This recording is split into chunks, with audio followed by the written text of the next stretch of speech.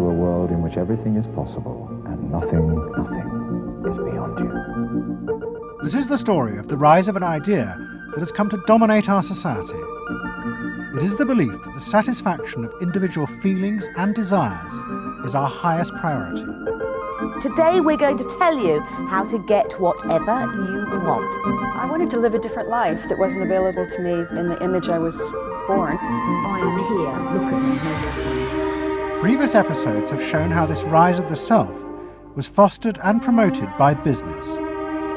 They had used the ideas of Sigmund Freud to develop techniques to read the inner desires of individuals and then fulfill them with products. But what the politicians didn't realise was that the aim of those who had originally created these techniques had not been to liberate the people, but to develop a new way of controlling them. The roots of the story lie way back in the America of the 1920s with one man. He was called Edward Bernays, the nephew of Sigmund Freud. Bernays had been one of the inventors of the profession of public relations, and he was fascinated by his uncle's theory that human behaviour was driven by unconscious sexual and aggressive drives.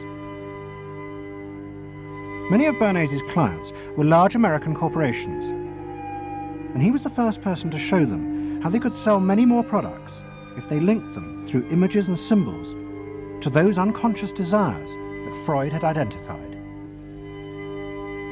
The strategy he offered them was that people could now look at the goods that were emerging within this society and not merely view those goods as things that they needed in order to deal with some specific material want, but also as goods which would stroke and respond to deep emotional yearnings. Consumerism is a social and economic order based on fostering a desire to purchase goods and services in ever greater amounts.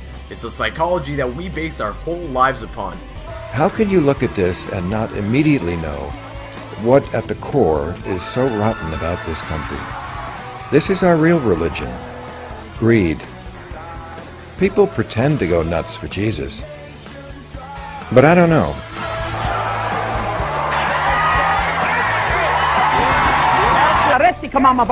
The Pentecostals are faking it. No one can really speak in languages they've never learned. But those people at Oprah really are coming in their pants over getting 3D television sets. This is why everything in America gets sucked down a hole. Because what people really value is acquiring crap. Oprah's show purports to be a lot about spirituality. If it was, then wouldn't she tell her worshipping flock to sit down and stop losing your shit over material stuff?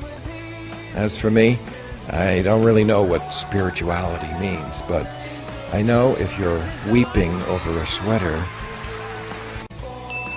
you don't either. The foundation of Satanism is built upon the self and carrying out the devil's work. Hail Satan! Hail Satan! Satanism is a love affair with the self. What are the core beliefs of Satanism and how are they promoted? More than ever, we see a satanic influence in the world around us, propagated by elitists that operate in the shadows. They've successfully kept this conspiracy hidden from the masses by infiltrating positions of influence and power, allowing them to not only push their agenda forward, but destroy any attempt to expose them. There is therefore a spiritual war at the heart of society, and being unaware of this makes us extremely vulnerable. A serious misconception about Satanism is that it's merely a form of individualism. Satanists are egoists, or to be more philosophically precise, ethical egoists. They don't believe that anything should get in the way of individual desire. Satanists, like all ethical egoists, are often very adept at justifying their immorality by using a form of rationalization known as sophistry. As they ascend this hierarchy, they learn certain occult teachings that reveal how the creator of the universe is evil and Lucifer is good. This is called Luciferianism, and is a direct inversion of Christianity, who argue in some capacity that the universe we live in is evil or some sort of illusion because it was created by a false god or demiurge.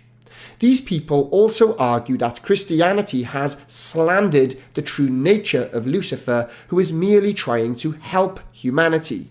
They use the Latin translation of the word lux, fair, to argue that Lucifer is the light bearer. Lucifer was then renamed Satan. Those that promote the Luciferian perspective are therefore not only siding with Satan, but promoting the belief that the universe is a false or evil reality that must be overcome. Even if you don't self-identify as a Satanist, you are promoting a satanic worldview.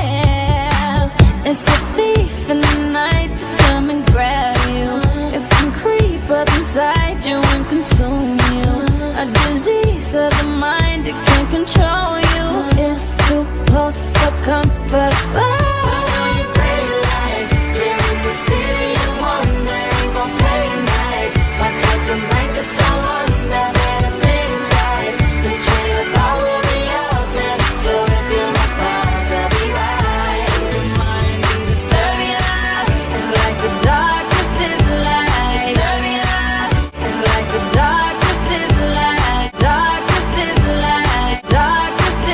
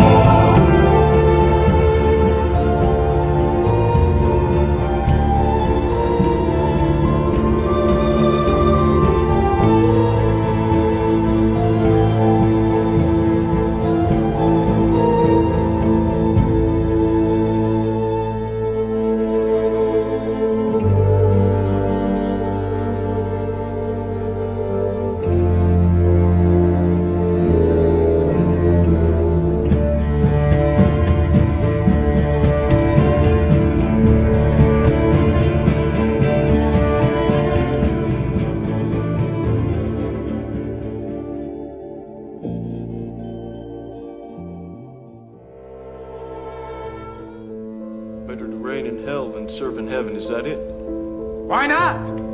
I'm here on the ground with my nose in it since the whole thing began. I've nurtured every sensation man has been inspired to have. I cared about what he wanted, and I never judged him. Why? Because I never rejected him, in spite of all his imperfections. I'm a fan of man! I'm a humanist. Maybe the last humanist. Who, in their right mind, Kevin, could possibly deny the 20th century was entirely mine? All of it, Kevin! All of it. Mine. I'm picking. It's my time now. It's our time.